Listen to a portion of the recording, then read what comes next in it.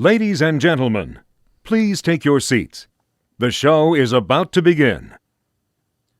I'm fine. I don't think so. We just cut up our girlfriend with a chainsaw. Does that sound fine?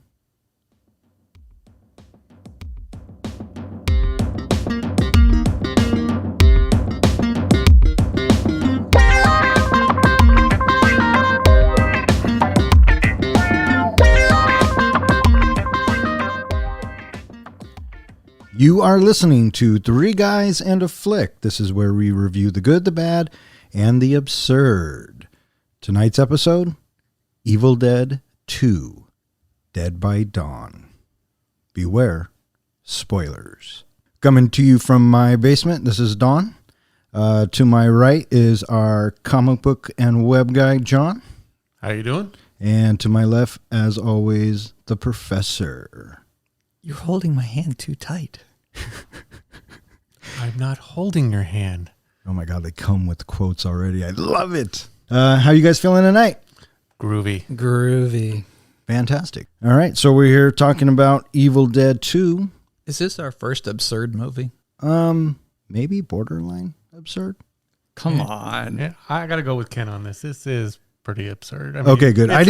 It's a comedy / horror film. See, and I didn't want to be the one to label it This is an because absurd movie. as soon as she starts dancing, dude, come on. All hail the king, though. Oh, Bruce come Campbell. Yeah. Well, he is certainly a delight in this flick, right?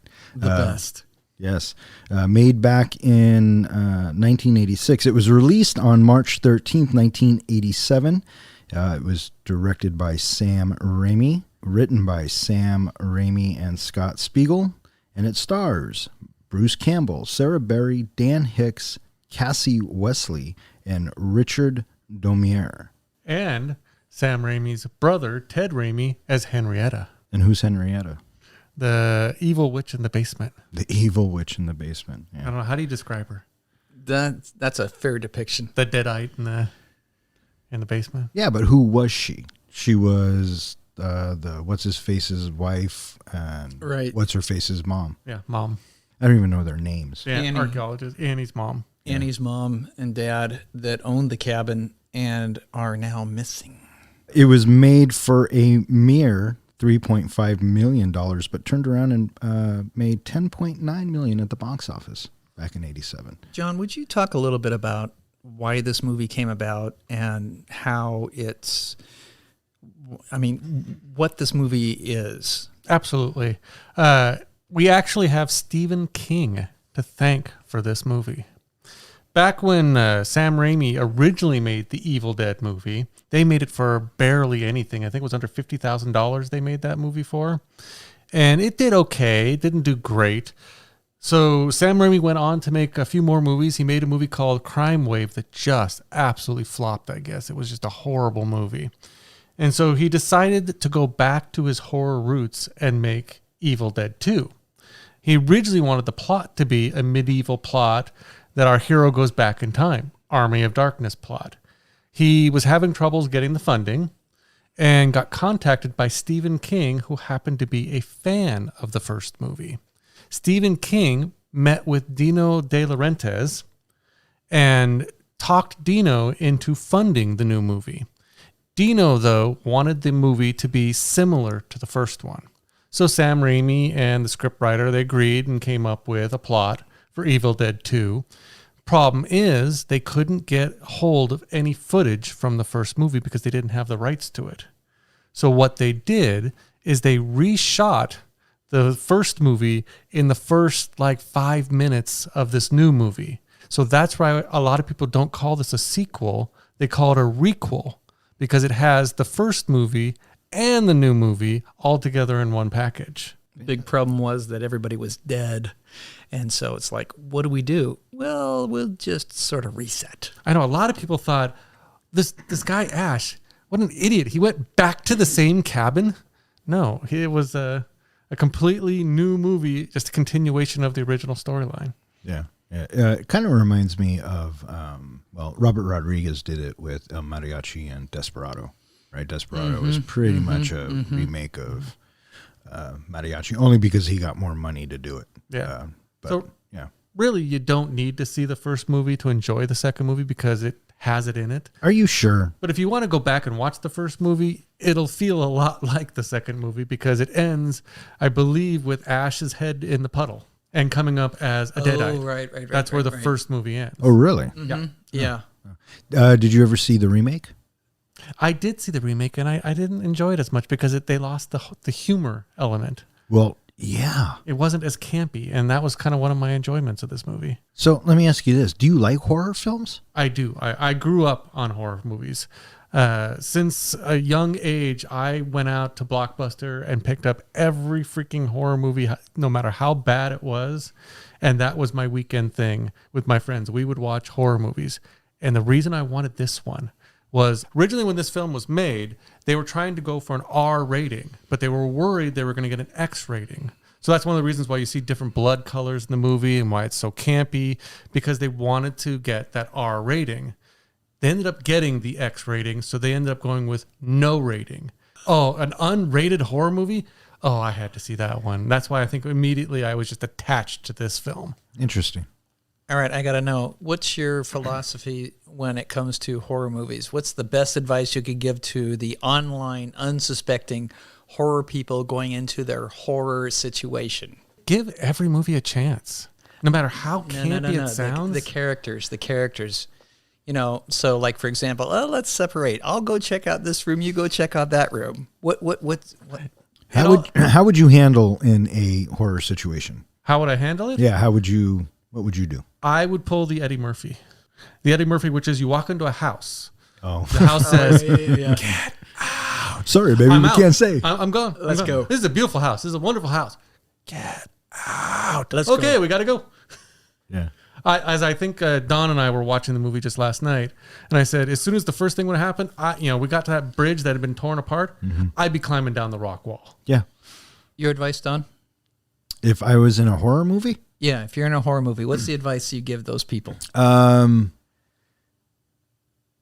Really? Nothing? Well, I was thinking you caught me off Give him guard a for a sip, second. Professor. Yeah, thank you, dude. My advice would be I don't have to be faster than the monster.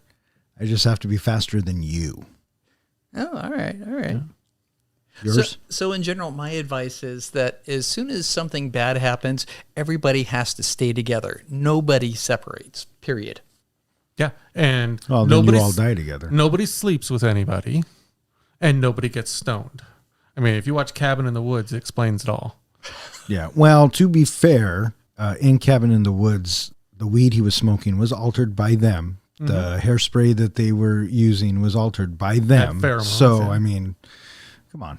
We got to do that movie one of these days. Cabin in the Woods? Oh, I love I that fucking loved Cabin in the Woods, That'll be one of the, hopefully in the helmet someday. which was probably inspired by All right, stop. Back to Evil Dead 2. They do say Evil Dead 2. Evil Dead 2 or the Evil Dead movies originally created the whole idea of Cabin in the Woods. the cabin in Yeah. the woods and the How horror. could it not? Don, Yeah. What was this movie about, Don? Well, shit, dude. It's Ash Williams and his girlfriend decide to take a romantic vacation at a seemingly abandoned cabin in the woods. While in the cabin, Ash plays a tape of archaeologist Raymond Noby, the cabin's previous inhabitant. The Book of the Dead, The Necronomicon Ex Mortis. the recorded incantation unleashes an evil force that kills and later possesses Linda, turning her into a deadite.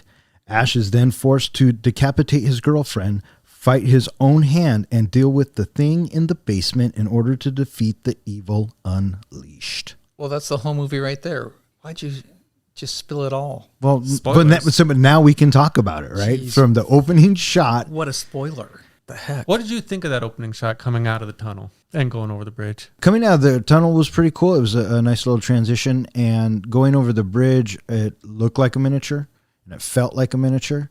So it probably was a miniature. It was. Yeah. The guys who did the special effects, K&B, the guys who run The Walking Dead, they also did like a lot of Robert Rodriguez's movies, and they did From Dusk Till Dawn, and they're super big now. And this was one of their very first gigs. Watching them behind the scenes, it was pretty cool.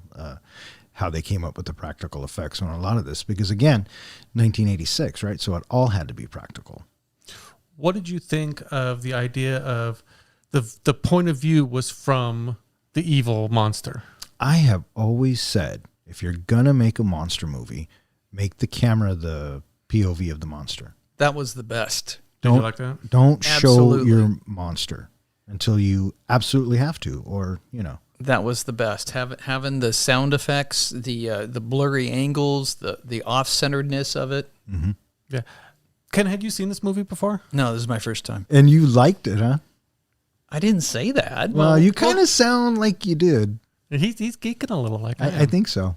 But I love the fact that they came up with some creative ways to do that. One of them was riding a bicycle with the camera on it through the woods. Another one was two guys would hold on to like a piece of wood, and in the middle was the camera, and they would run through the woods to give that kind of weird, bumpy look to it. And I guess at one time when you see like ash being thrown through the woods and everything, they had smashed into him and almost knocked him out. Yeah, I can see that totally happening. Super independent way of filmmaking. Mm-hmm. They had to make up a lot of it as they were going along. I think this is showing off the genius of Sam Raimi and his, never say die attitude of, putting this movie together. Yeah, you can say that. I don't know if the story supports that, but The story does not. But Sam Raimi's ambition and his enthusiasm and his passion definitely carries through in this movie. I believe that 100%. And it's amazing how it's an entertaining movie, whether you really liked it or not. But it's an entertaining movie that takes place in one location, pretty much mostly inside the cabin. And for the first, half of the movie, one person battling the demons. And it keeps you entertained. It's right up there with like Breakfast Club when they do that, just one location, one set, one group of people. He did a good job showing us what the demon was supposed to be. You know what I mean? The presence of it. And Bruce Campbell, I thought, did a great job at having to do most of it by himself. And it is entertaining. It is entertaining. And I thought that it was going to go in a different direction. Because I've seen Army of Darkness, and I saw the camp in that. And I kept hearing that this was like one of the goriest movies at the time. Maybe, I guess. So, and looking back on it now, I don't think I had ever seen it.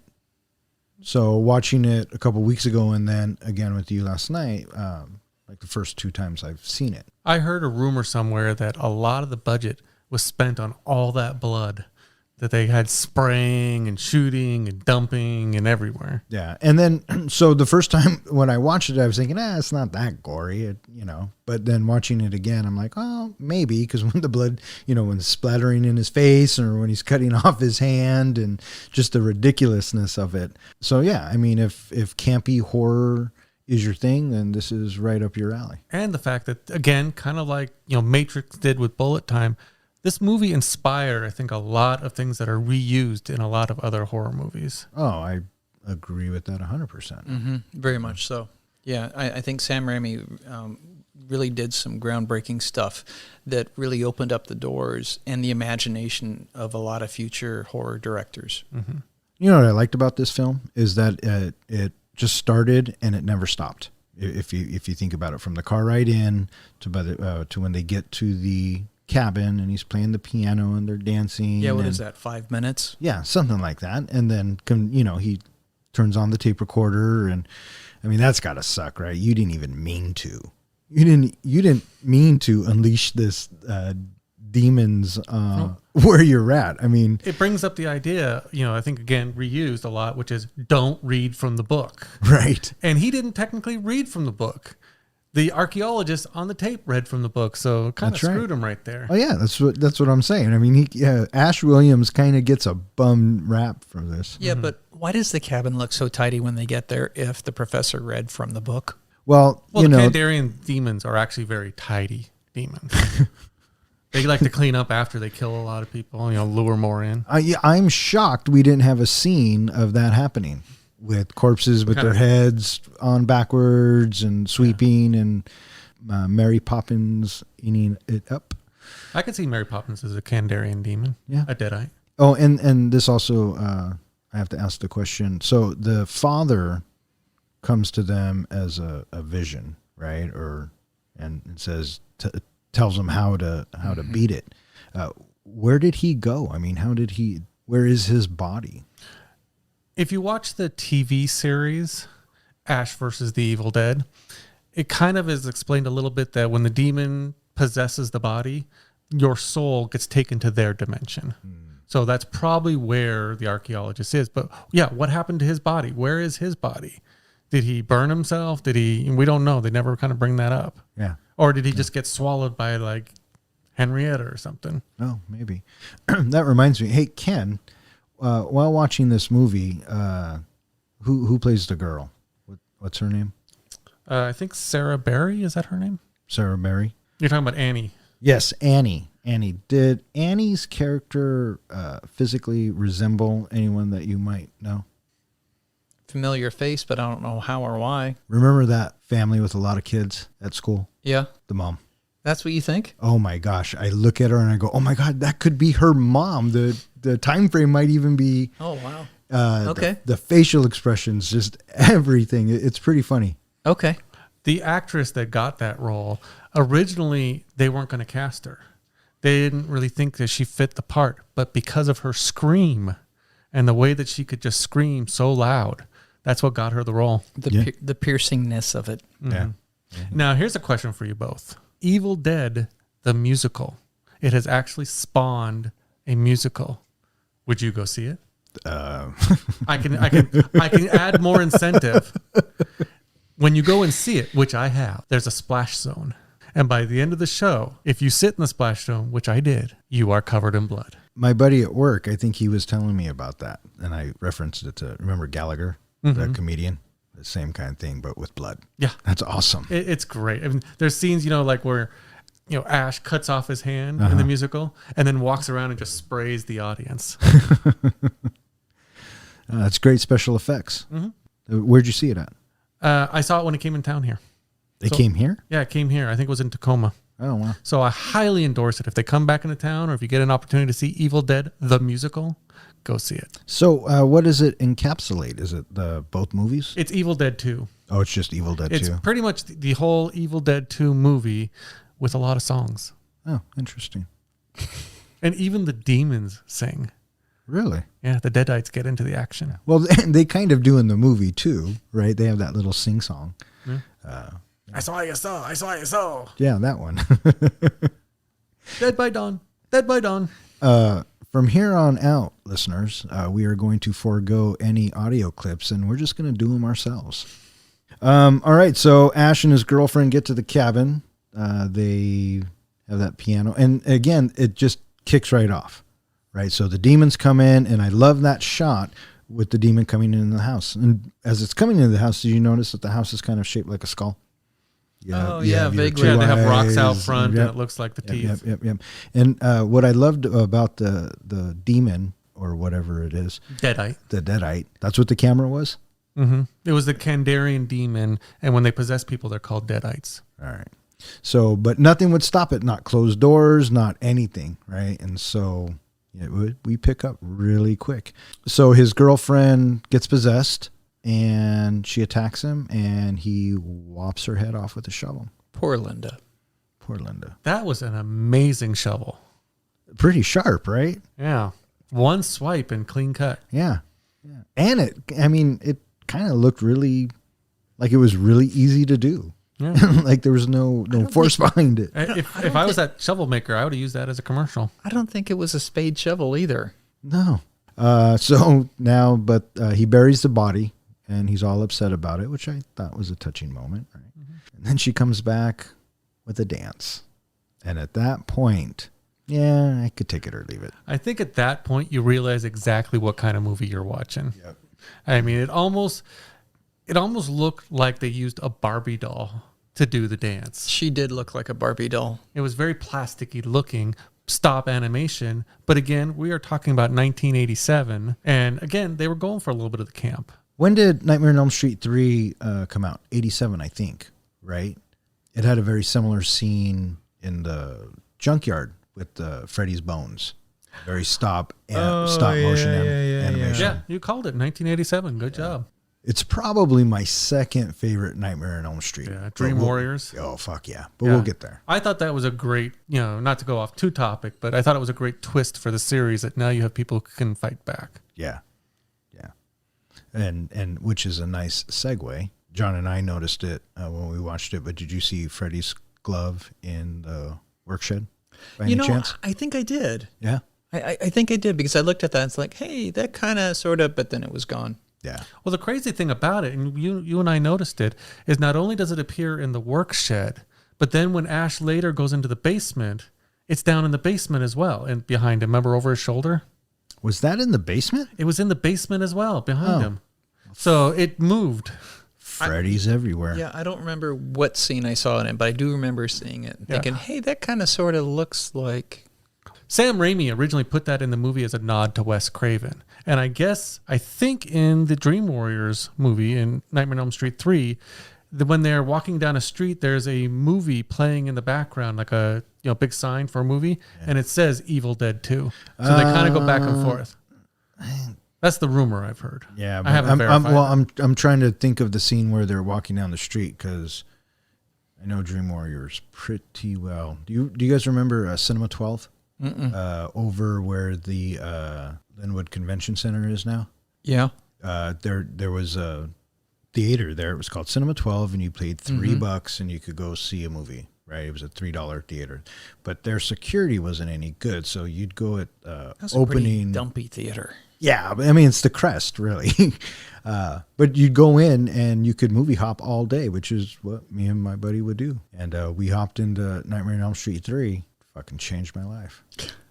Okay, so back to Evil Dead 2. He cuts off his girlfriend's head. Buries her. She comes back and dances for him. Lovely little dance. Yes, and then he is haunted by the head. Eventually, the head bites him, and we end up in the tool shed, which is what we were talking about. Work shed. Or the work shed. And he has to get her off his hand.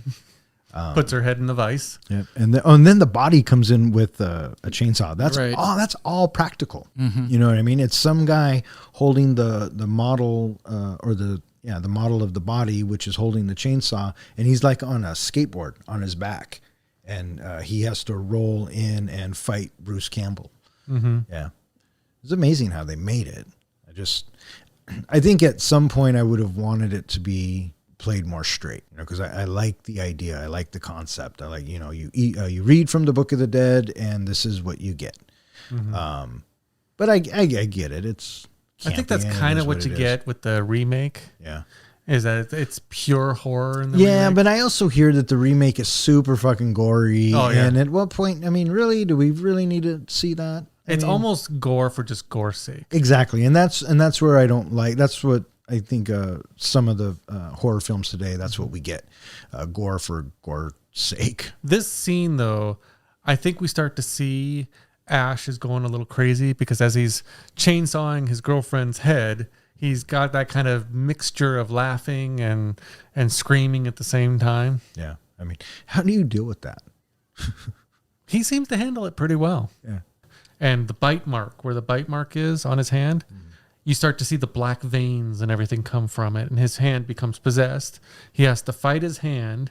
You think his hand is won, but yet he wakes up just in time to stab his hand and then takes the chainsaw that just happens to be right next to him and cuts it off. Yeah. And so there was a lot of physical comedy in that scene, right? So Bruce Campbell is doing this all himself, hitting himself over the head with plates. He even flipped himself with the hand. Yeah, he flipped himself, and then he pulls himself along, and so a lot of great comedic stuff. Did it from feel Bruce Campbell when he was dumb? Kind of? Yes. He cut his hand off, and the hand got out. I love how they put the book on top of the bucket, and the book is Farewell to Arms. Yeah, but the hand gets out and runs off. Did it feel Tom and Jerry to you? Oh, very much so. While he's trying to shoot the hand goes into the mousetrap. What did you think of that scene? Totally nonsensical. Yeah. Yeah, and then he shoots in the wall, and again we get more blood. Yeah. And that blood is more orange than red. Yeah, and then it turns black. Yeah, you can see the different shades, and Did you read how that scene was made? The blood. No. They had him lie on the ground and just hosed him down with blood. Oh, I guess I see. Yeah, what they with did. just the spraying out of the wall. Yeah. It was him laying down, and they turned everything sideways. And then reversed it to have the black blood go back in the wall, obviously. Yeah. A lot of reverse photography here. And I didn't mind it. It's a great camera trick. I thought the whole idea of a hand as now your arch nemesis was kind of humorous. It was pretty funny. Yeah, I suppose. And a little bit of foreshadowing of something's got to go on that stump. Yeah. Oh, did we skip him driving off and leaving? He already did that and came back, right? Yeah. Yeah, he did. Yeah, 'cause yeah, and we get to meet the tow truck driver and Oh, yeah. In the little flashes to the other group. yeah, Right. Bobby Joe and all that. But we also see the bridge is out. Yep. And he can't escape this little cabin area. Yeah. The bridge is out. Now, I made a comment before too. The scene where he screams as the bridge is out. Uh-huh. You know, he's all upset and he's having his, his moment. Felt very Planet of the Apes to me when Charlton Heston comes across the Statue of Liberty. They blew it up. Did it feel the same to you? No. Oh, okay. I'm wrong. No, you're not wrong. It just didn't. I just felt that think of whole I didn't get that passion vibe. scream You, of you know why? it's Is all lost. because when we get to see what the bridge looks like, I immediately again thought of Nightmare on Elm Street 3 because that junkyard scene, the animation style is very similar. So that's kind of where my head went at that moment. And then, it snaps back and now we're on our way back to when he's driving the car back to the cabin and the Deadite is chasing him, how does the Deadite not catch him? I mean, you're telling me it's not faster than a car? Yeah, I don't know. I was thinking the same thing too. And what happens? Does it go through the vents and then get to him, or can it possess the car like Christine? Well, my personal theory, the Kandarian demons, the Deadites, they like playing with people. They like bringing out the fear. They like, taking it up to the next level. So when it's chasing him, it doesn't really want to catch him at first. It just wants to scare the crap out of him. Until then, it can catch him and possess him and do whatever, basically just, it's tearing his mind apart. Okay, so you said to you, your opinion, but why do you think that? Have you heard that? Is that just what you got from when you watched it? Is that how you imagine your Deadites would be? Or The reason why I come to that theory is there's so many times that the Kandarian demons, they could possess Ash when he's all alone in the cabin, yet they don't. They torture his hand. They have all the mind games of people coming out of the mirrors and the deer on the wall coming to life.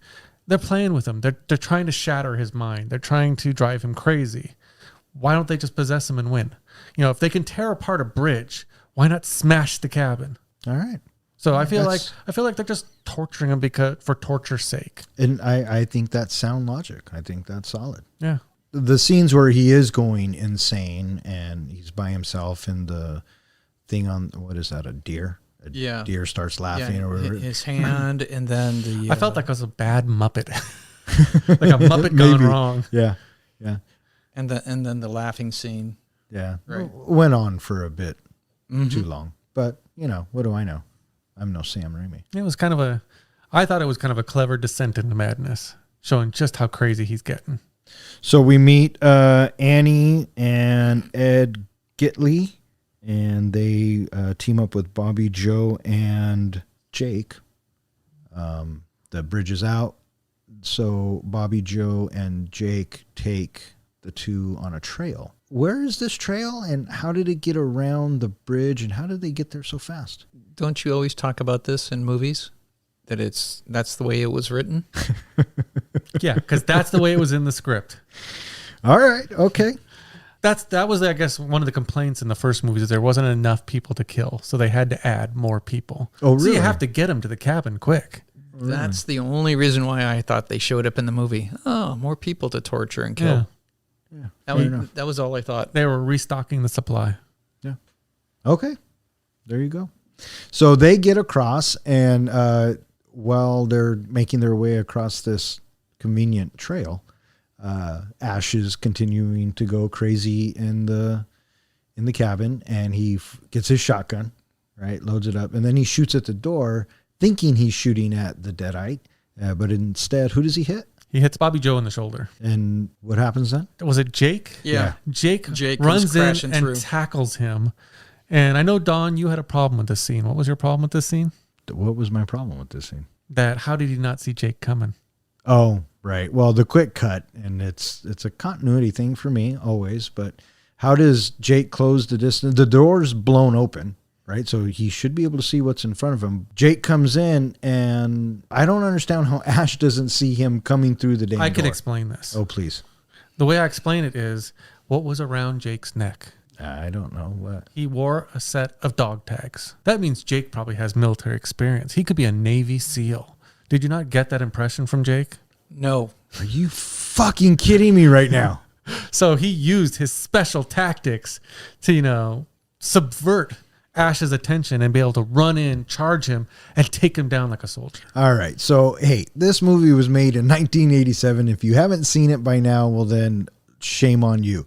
You just want to give it a 5 now, my friend? Sam Raimi thought of everything.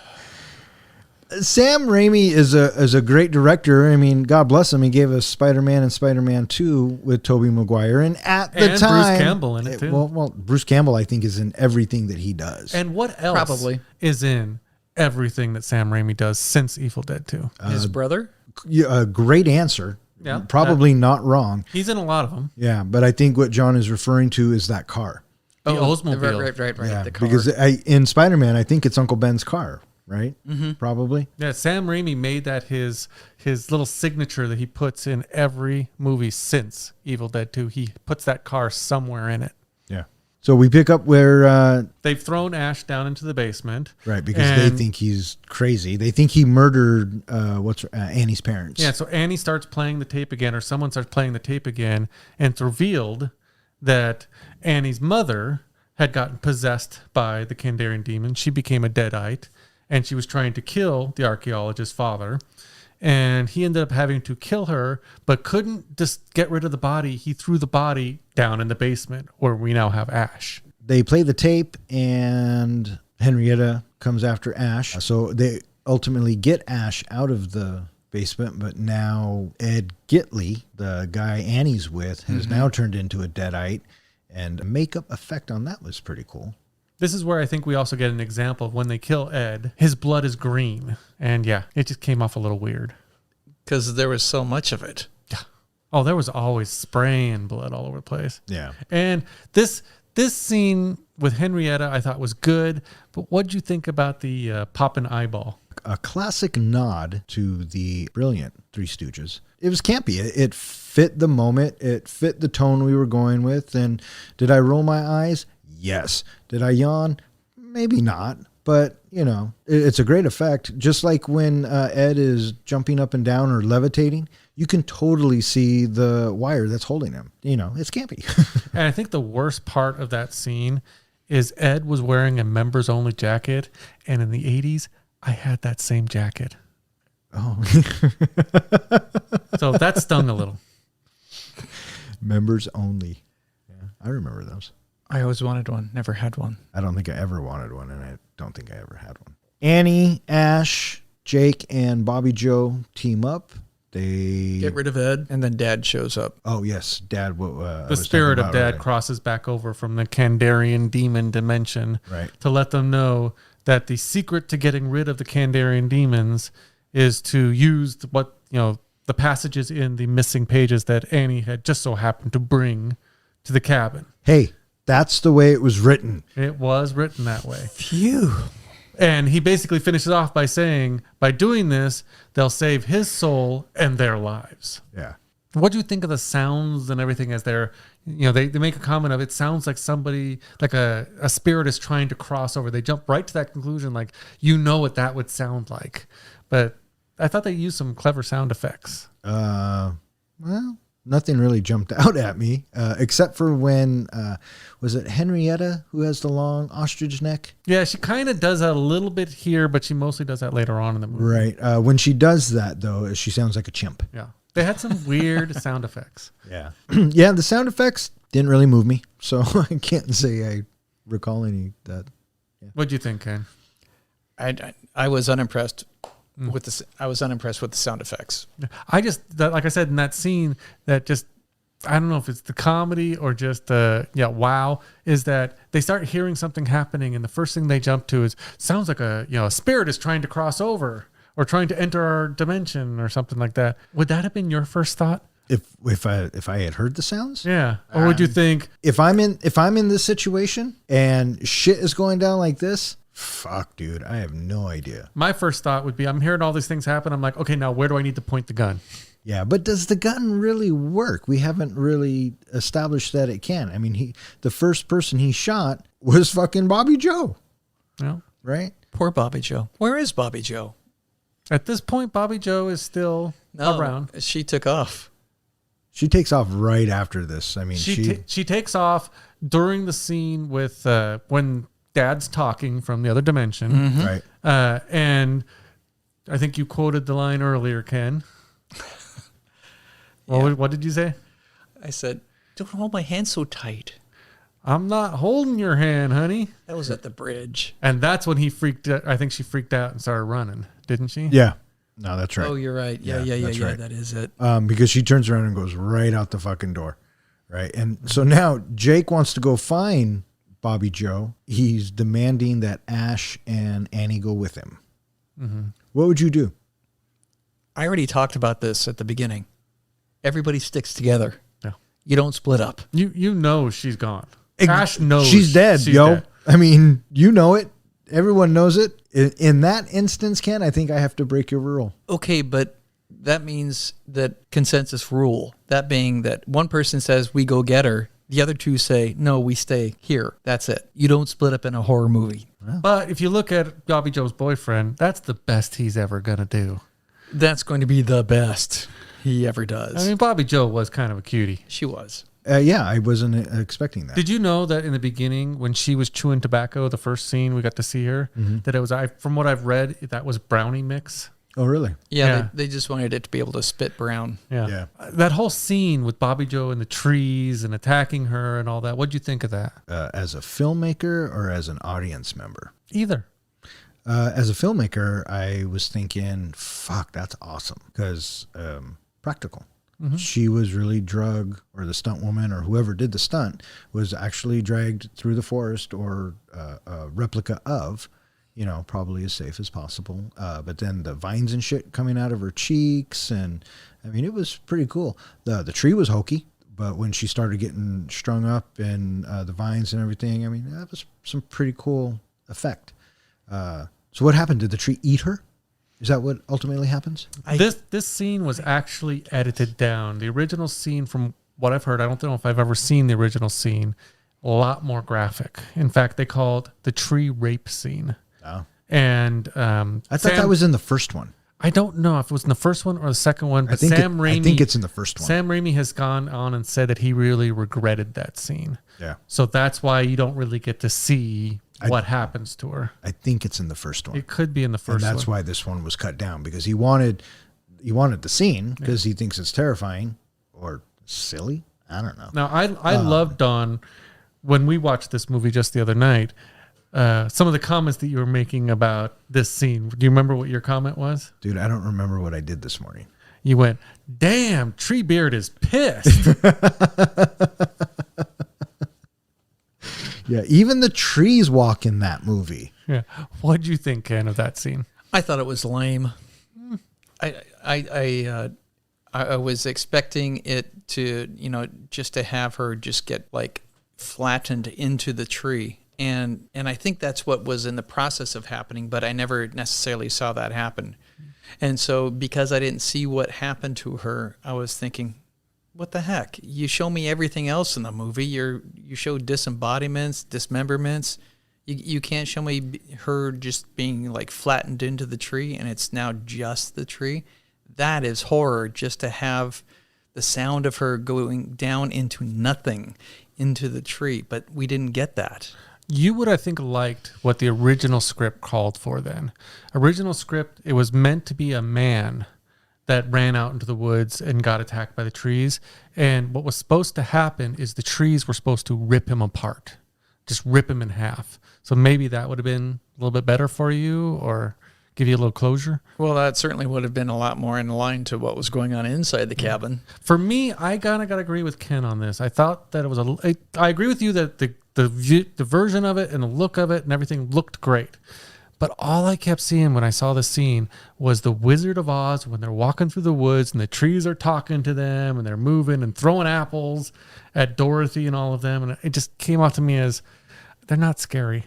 Well, and so now I'm starting to buy into your Deadites just want to fuck with everybody, right? Because if this evil can possess anything it wants, and clearly it wants a human host, I don't know why.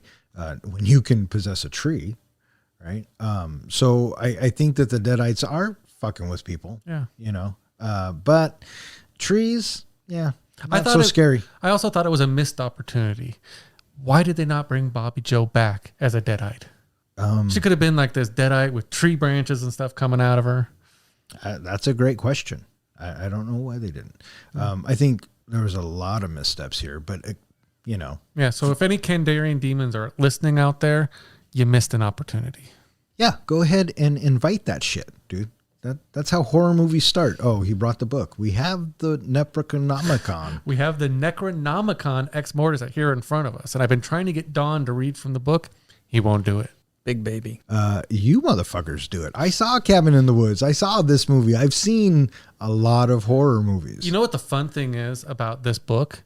Is go back and rewatch movies like Cabin in the Woods and other movies. The Necronomicon Ex Mortis appears in a lot of movies. It's always in the background of a lot of horror movies. Yeah. This exact look of the book with the face and everything. I believe it. It's even spawned a cult status of group. I think they're called the Knights of Samaria. If you go onto Facebook and think that there's a large group that just worship this movie and they make all the props and it's just...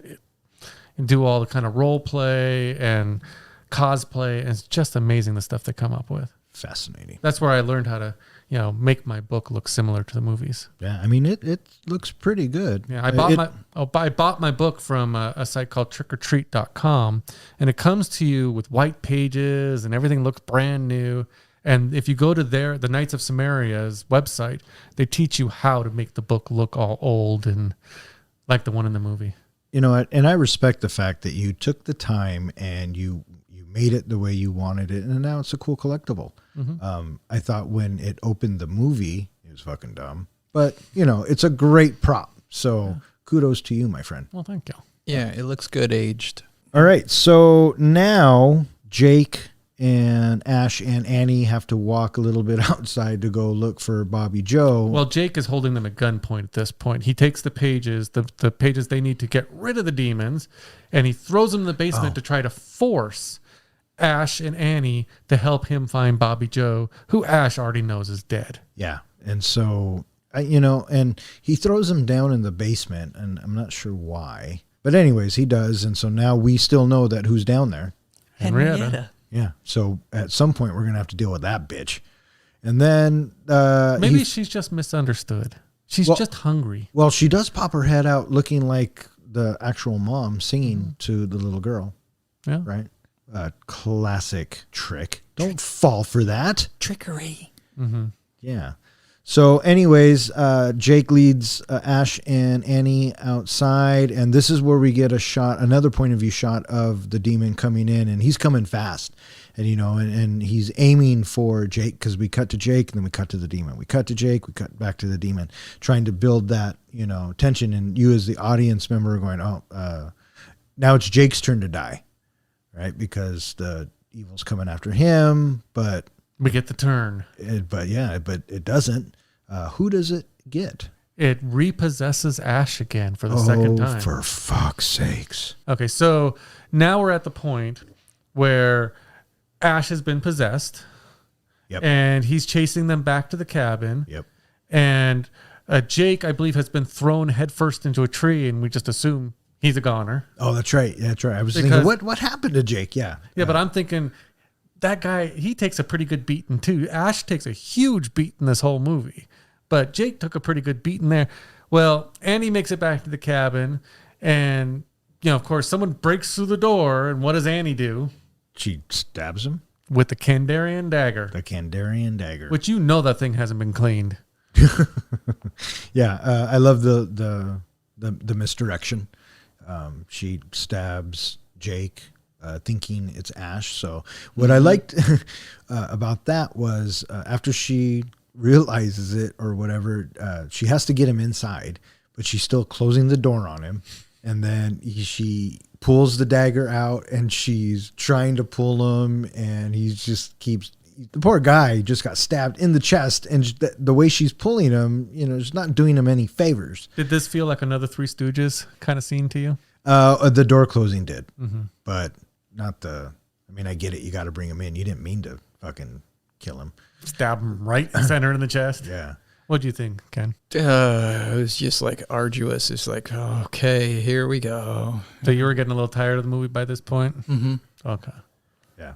And thankfully, this movie comes in at like an hour and a half. Mm-hmm. So I mean, it wasn't too bad. So the great thing is Annie drags him through the hallway, which I guess the actress in a documentary talked about. Sam Raimi maybe kept doing that scene over and over again, and he was a heavy guy, and so she had to drag. That was really her dragging him down the hallway. But did you notice conveniently where she dropped him?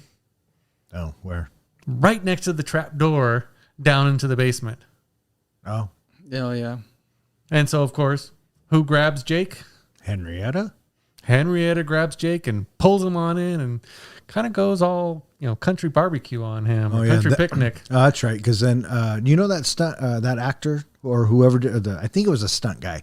He almost died. No, it was the real actor. Oh, was it the real actor? Yeah, because he was upside down and they were shooting the blood up, and the runoff was choking him. Yeah, it was coming back down The on first take was practically drowning him. Yeah. him. Yeah. Yeah. And again, That's a lot the of scene blood. he remembers most. Yeah.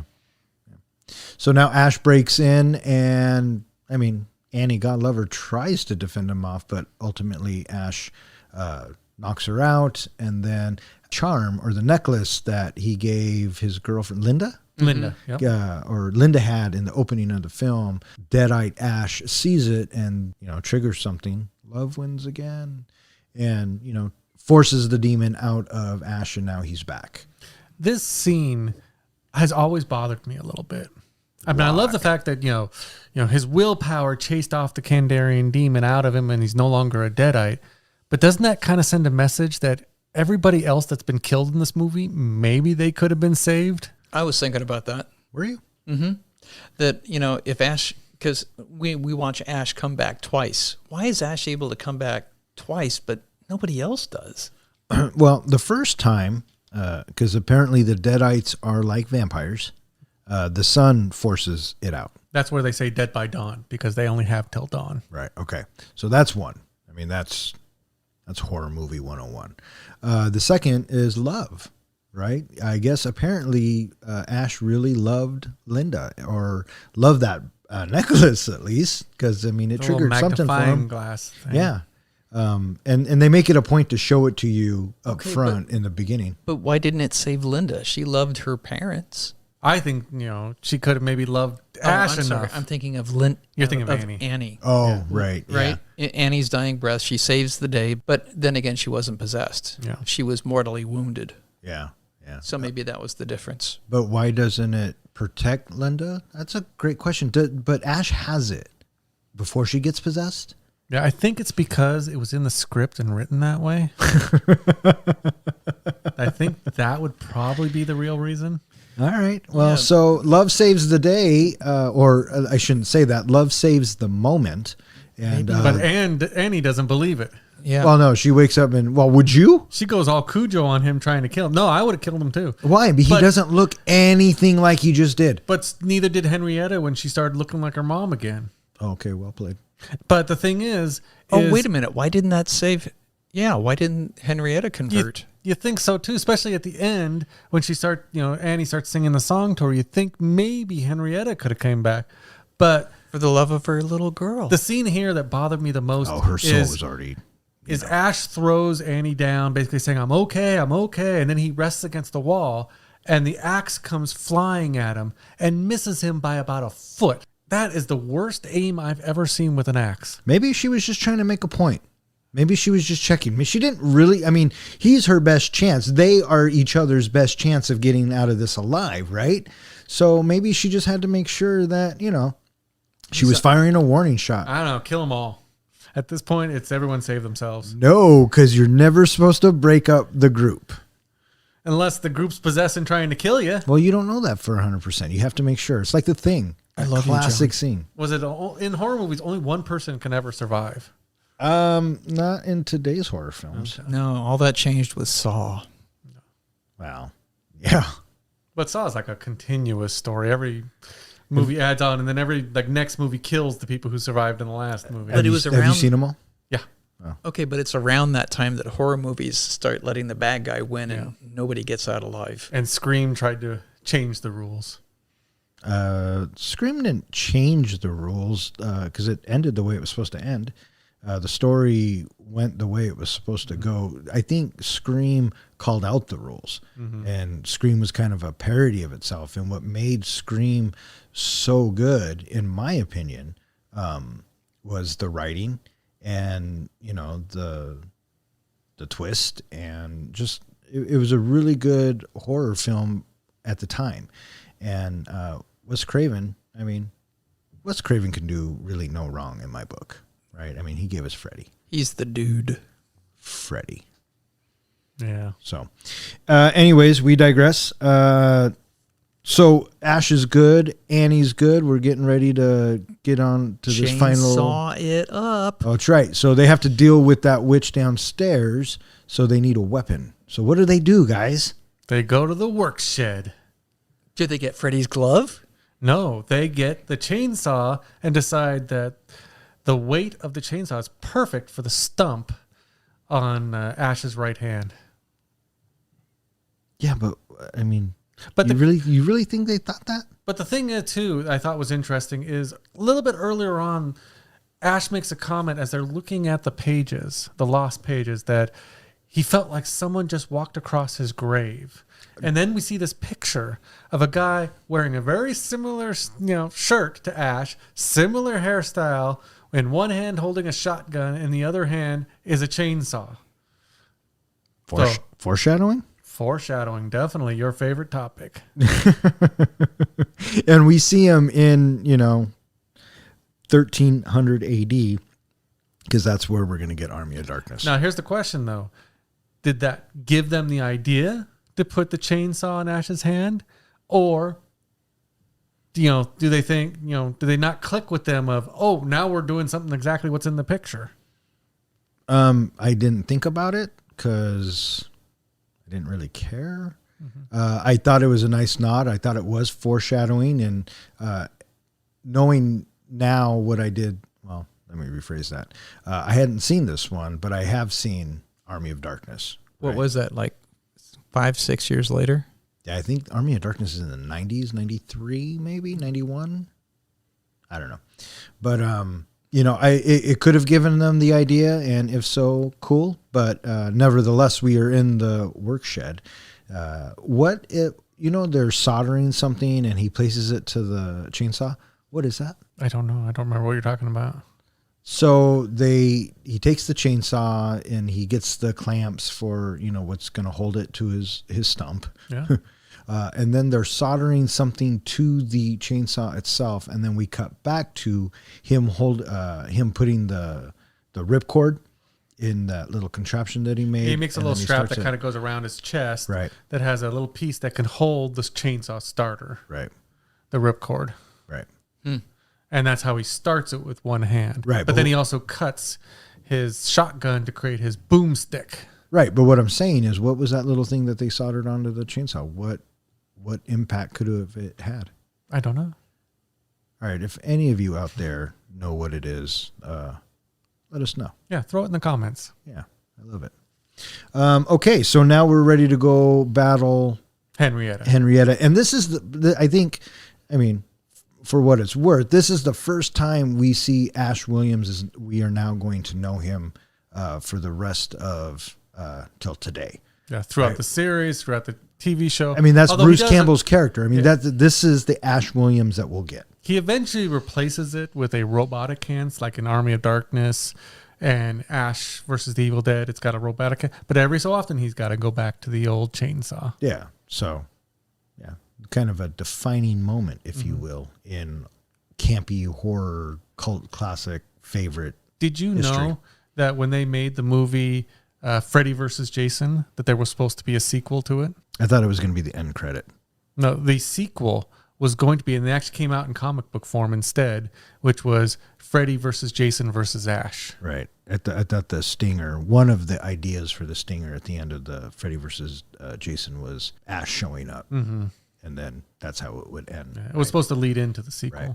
Right. My favorite one of those is Freddy and Jason are fighting and they go to hell. And then all of a sudden, Pinhead shows up and says, "Gentlemen, is there a problem?"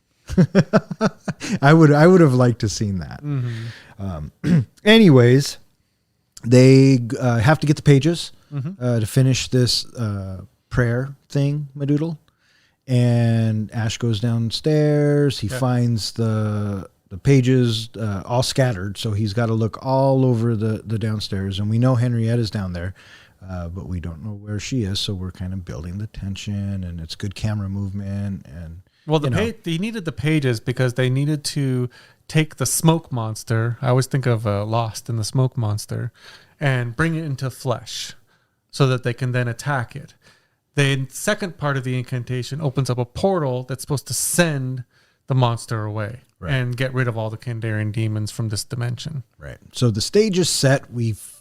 Our heroes find the pages, and as Ash is just about to get out of the basement, Henrietta shows up. They fight. She comes. Is this where she comes upstairs and starts spinning in the air? Yeah, she gets out of it here because before they went in, which again thought was the craziest thing. Instead of just taking the lock off or breaking the lock, they cut the whole trapdoor open. Oh, so right. Well, they just lets her right out. Well, they have to show off the fucking chainsaw hand. Yeah. I mean, why else do it? So cut some wood. She gets out and turns into the ostrich monster, as I like to call it. Making chimp noises. Noises. As I noticed. So they fight, and ultimately, what's her name? Annie gets killed, or is getting killed whilst doing the incantation or reading the pages or saying whatever it is. First, Ash has to kind of chop up Henrietta because before they even do the incantation or any of that, she reads one part of it, but they're fighting Henrietta, and Ash, of course, does his cutting off each of the limbs, or he's getting beat up at first, which if you watch the behind the scenes, it's one of the funniest things to watch, this big puppet Henrietta thing fighting with Ash. It's hilarious. But at first he's losing, and Annie starts singing the Hush Little Baby, Don't You Cry song, which diverts, and this, as we talked about earlier, why didn't it help hopefully bringing Henrietta back? Maybe she had been a Kandarian demon too long. But then Ash gets the upper hand, cuts her into bits, and he goes back to reading the incantation. The big monster comes through the door. So let's talk about this big monster for a second. So we've turned it into physical form, the smoke monster, as you like to say. Was it a tree? Because his arms and hands were branches and wood, and that was a fucking tree. Well, if you watch the TV series, Ash versus the Evil Dead. But this came out first. I didn't. I'm just saying, but if you did, you'd actually get to see a better view of this monster. It's actually a flesh monster. It's a giant looking, kaiju kind of monster. But did it have tree for arms and hands? The trees were attacking around the house. That's what all you're seeing, the limbs and everything. That's all the other trees. Treebeard and his little tree ants are attacking the house. So that's what I thought was happening. Okay, so this physical monster was just a head then. It was just a head at this point. Okay. So I would have never have guessed that. No. And since this came out first, I can't really reference the TV series, and plus I haven't seen it, but I am going to check it out. No, I agree with you. It's not really visited, not explained enough. Right. So anyways, I thought that it was just a bigger tree, right? So the physical form that they turned it into was just a bigger tree. And at this point, I'm like, oh, now Treebird's going to, eat Ash. But at the last second, as Ash is about to get eaten, I'm assuming that's what would happen. They're going to swallow his soul. They're going to swallow. Well played. Annie finishes the incantation or the passage reading, whatever it is, in her dying breath. Because Ash's hand came back clutching the Kandarian dagger and stabbed her in the back. That's how she dies. Yes. We watched it last night, and I still forgot. Yeah, basically, which I don't quite understand how the hand could hold the dagger, jump up in the air, and stab her in the back. Clearly, you've never watched The Addams Family. Yeah, well, maybe. Ash stabs the eye of this big demon with his chainsaw, which makes it let go. You're right. 'Cause I think you're right. At this scene, he was being held by a tree, wasn't he? Yeah. As he's being pulled in. So you're right. It kind of had the tree arm. Yeah. So I can see where you can get that. So, and we forgot to mention that the portal has been opened and is now sucking everything into it. Takes the car, takes some trees, shockingly, and now it's making its way for the Deadite, the ultimate. What does this big bad demon have a name? Just Kandarian demon. Just a Kandarian demon? Yeah. So, in theory, all Kandarian demons could be like that? This is like the big Kandarian demon. This is the one that's kind of running the show and sending out all the other demons. They never really explain it. We should consult the book. Yeah, it's in the book. Dude, what was rule number 42? Do not read from the book. They're going to do it anyway. The thing that bothered me about this scene is that we learned that the portal is actually like a portal in space and time, and it takes them back into time to, what was the date, the year? 1300 AD. To me, the idea of, oh yeah, this thing is evil, bad, it's killing everyone. Let's send it back into time where it can screw with our history. Time travel doesn't work like that, remember? Oh yeah, I guess we could kind of explain that in the Marvel universe. The Yeah, MCU. well, that's what Endgame tells us. Yeah. You mean Back to the Future was a bunch of bullshit? So yeah, the portal is open and everybody's getting sucked into it, including our hero. And he lands at 1300 AD, and we see knights and soldiers, something out of like Robin Hood, right? But it's the same castle that we saw earlier on in the film when the archaeologist wife and Annie as a little girl. Oh, I guess she was the same age. Yeah, but it's that's what rebuilt they this time. discovered. It's not a ruins. Right. No, it's like what it should have been, right? How it was built. So the car lands, and then Ash lands. At first, the knights are going to take him prisoner, but we see a deadite, kind of with wings and everything, flying at them. Ash kills the deadite, and they start to worship him. Now, did you catch who the knight was that praises Ash? It was Sam Raimi. Yeah, and I guess standing right next to him, which I still haven't caught, I need to go back and watch, is Ted Raimi standing next to him. Oh, really? Yeah. Yeah. So, this thing's flying. He takes out his boomstick, shoots it in the head, and everyone is cheering him. And he's their savior, right? I mean, He's not too happy about it. Oh no, and I kind of enjoyed that. He did not want to be there at all. And the camera pulls out, and now he's stuck in 1300 AD, Which is a setup for... Army of Darkness, for sure. Yeah. It just feels like it's a setup for a bunch of misadventures upcoming for Ash. Oh yeah. Oh, and where's he? Is he going to teach him how to make bullets? Maybe they addressed that in. I don't ever remember that in Army of Darkness. In Army of Darkness, he makes some shotgun shells, but he doesn't. There's a scene kind of funny with Merlin the Wizard that he's teaching him gunpowder, and Merlin almost blows them up. Yeah, I think I remember that. Where he almost holds the gunpowder bag over the flame. Anyway, it's all set up, and then we get Army of Darkness, which is not even a horror movie. It's just a comedy. It's a campy comedy, and great lines in that next movie. They really build up the whole idea of Ash as the anti-hero who just wants to get home. Yeah. I felt like it was an evil Quantum Leap. I used to love that show. Did you? Yeah. You know, he never gets to jump home. No, and Scott Bakula has said he's open to revisiting the series. Yeah, why not? They're remaking everything else. Mm-hmm. Yeah. Okay, so that's Evil Dead 2, Dead by Dawn. I feel like we should maybe get into some ratings here. Or how do we do our rating systems? Well, and I was thinking about this. We grade on a 1 to 5 scale, 1 being terrible, 5 being good. And we kind of base it on, if we were channel surfing, would we stop on this movie, and how long would we spend on it? And if there were other movies on, would we choose this movie over another? All right. So your movie, go ahead, my friend. My first? Yeah. I got to give a lot of credit to this movie to being an inspiration for a lot of future horror movies. I agree with you. I love that the point of view was from the goat, the big smoke monster in the beginning. I love the fact Bruce Campbell can do no wrong. I mean, that guy is amazing. He makes me laugh and enjoy every single role he's been in. I mean, he portrays a guy with a huge ego in the movies. He's the same guy in real life. I've actually had a chance to meet him once at a convention. Same guy. Exactly what you expect of him. It is a campy horror movie. It's not the greatest movie out there, but it is a cult classic. And it did, like I said again, inspire a lot of movies. Now, it comes down to, again, if it's on TV, am I going to watch it? Or am I going to skip on to what's next? I have to go with my gut, which says if it's between a few movies that I like, probably going to watch the other movies first. This is not going to be my first go-to movie.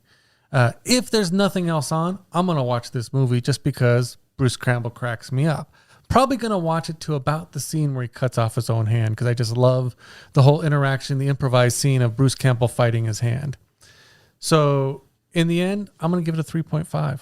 Wow, I'm kind of shocked. I am too. I was not expecting that at all. Yeah. Professor? So for me, I greatly appreciate all of the creative gags and the camera work that Sam Raimi gave us in this movie. You know, the gore, the cinematography of his work, you know, pioneered and paved the path, and I have a great deal of respect for him and what he's done for that. I too also totally am a big Bruce Campbell fan. Loved him in Briscoe County Jr. That was something that the wife and I enjoyed the series of, and we would watch diligently Friday nights.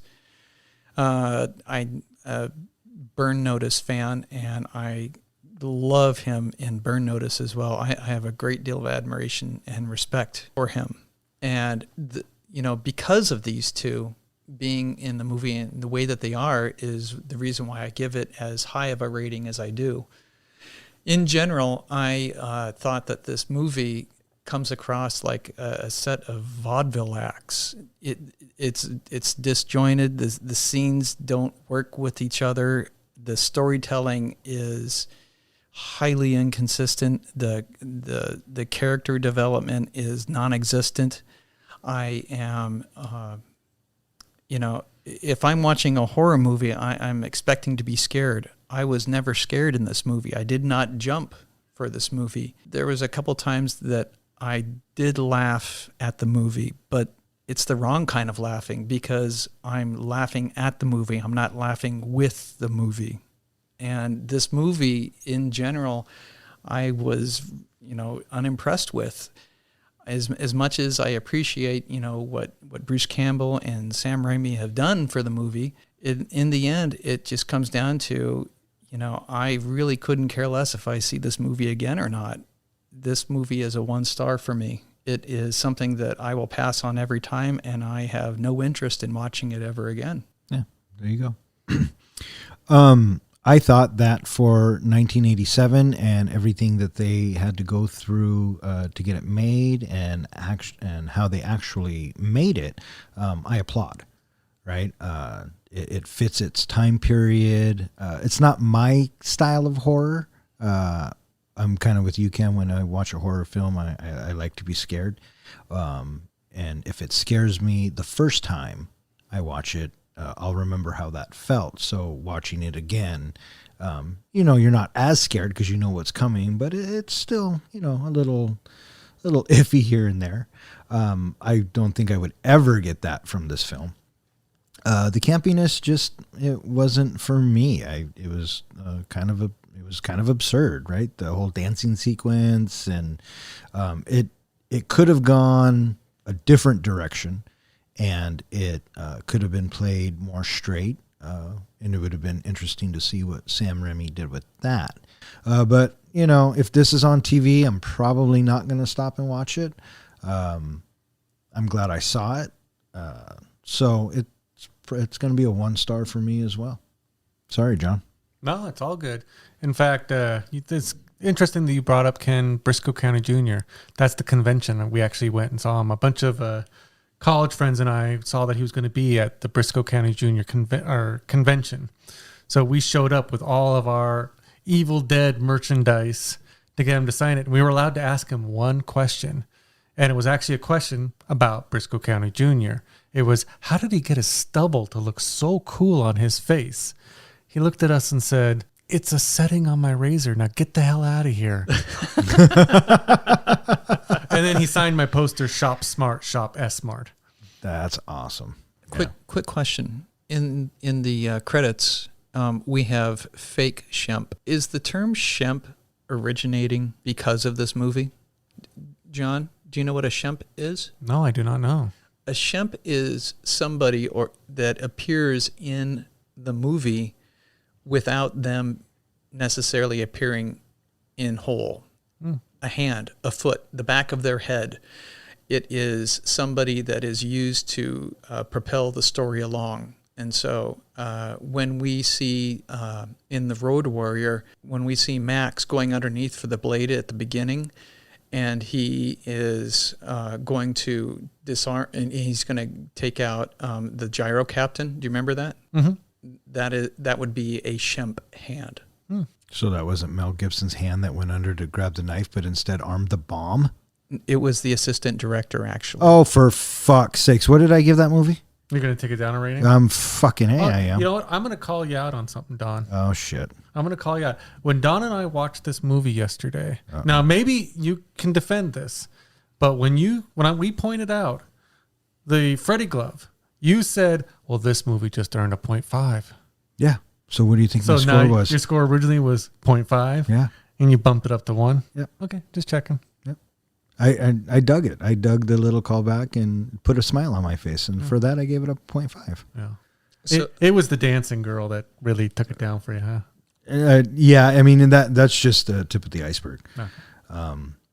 So Yeah. Have you, Don, ever heard of Shemp before in credits? I have not. I thought that was just like a hand stand-in or, a body double. Yeah, it's when somebody is used, for a small little moment in the movie. Like I said, it could be your leg, it could be the back of your head, it could be, you're just there on screen for just a few moments. Yeah. I didn't know that. There you go. Is it time to pull out the helmet? All right. So now comes the point of the podcast where we are going to select our next movie. So, hey, Ken, how did we get to this spot? How do we do our movies? Well, curious little thing. We have this little Denver Broncos football helmet that when we started this, we put 5 movies each into the helmet. And these 5 movies could be any movies that we wanted. Maybe we loved it. Maybe we wanted to see it again, or it could be any reason. And so each time we draw out one movie, and we have gone through all of Don's movies, and we have gone through 4 of my movies and 4 of John's movies. So there are only 2 left. 1 John, 1 Ken movie. So tonight, one will be done. Yeah. Oh, was it? There can only be one. There can only be one. There can be, And that could be in the only helmet. one.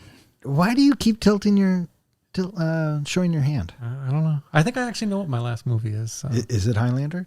I am not going to reveal Fuck that. you. But it But may what be it revealed is. tonight. Fuck you. It's Flash Gordon again. It could be. Could be the sequel to Flash Gordon. Is there a sequel to Flash Gordon? Oh, yeah. It was called... Flash Gordon? No, it was called Ewoks Adventure. Holiday special? No, Battle for Endor. Yeah. That's what it was. The All right. the Anyway, Night for who's TV drawing movie. this time? Yeah, who's drawing? I think you picked that one, didn't you? I think I did. And before that, I think I let you pick because... So this is going to be... Don should pick between Ken and I. I totally agree. Okay. All right. I'll pick. Everybody stand by. All right. So the next movie we will be reviewing is 1984 comedy directed by Ivan Reitman, starring Bill Murray, Dan Aykroyd, and Harold Ramis. Oh, I'm loving this. The Ghostbusters. Well done, Professor. Well done. That is a good choice. That is a classic It is not movie. my movie. Is that yours? It's my movie? It's not mine. Wow, I did not remember putting that one in the hat. Whose is that? That is mine, I think. Did I read that right? Yeah, Ghostbusters, the original. Yeah. And I don't think you'd ever have to differentiate. That looks like my handwriting. I did not remember putting that As in. opposed to the real Ghostbusters. You did not predict that one, did you? No, I thought for sure if anyone would have picked it, it would have been the Professor I honestly, or myself. I honestly thought I put Dark City in there, but no. I haven't watched. guess I put haven't watched Ghostbusters. this in a while. It'll be good to watch this again. Yeah. Fun fact: a good friend of mine, her dad built Echo One. That's so awesome. Yeah. The great thing about this movie is we get to watch this movie, and then the new one, Ghostbusters Afterlife, is coming out soon. Yeah. Did you see the remake with the girls? I did I not. did, and Disappointed, aren't you? I can tell. I'm not trying to be sexist or anything. Okay, but, Dude, but I you're- just didn't did you think the just movie hear how worked. he said it? Yeah. I mean, you did. might as well just say I'm being sexist. A lot of here, people and- say that it was a bad movie because they put women as Ghostbusters. I thought they were funny. I thought the story in the Ghostbusters, the new version, was stupid. it was the same story. Ghosts come to New York and they have to fight the ghost. Yeah. I thought it was entertaining. I thought it was funny. They made me laugh. And I loved all the little nods, and each of them got him. Even Harold Ramis, even though he had passed away, his face is the statue, is the bust when Kristen Wiig gets fired. All right, so there you have it. Ghostbusters is going to be next. John, where can they find us? They can find us at our website, which is www.threeguysandaflick.com. They can also find us on any of your favorite podcast hosting channels, Podbeam, Spotify, iHeartRadio. We're on them all. And we have one movie left in the helmet. I think we have an idea of what we're going to do for our next round of movies.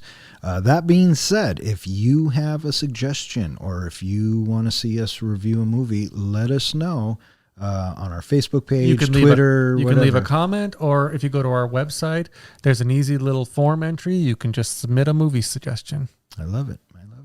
All right, so that's it for our show this evening. Thank you so much for listening. We really do appreciate it. I'm Don. I'm John. And I'm Ken. Thanks for listening. Groovy.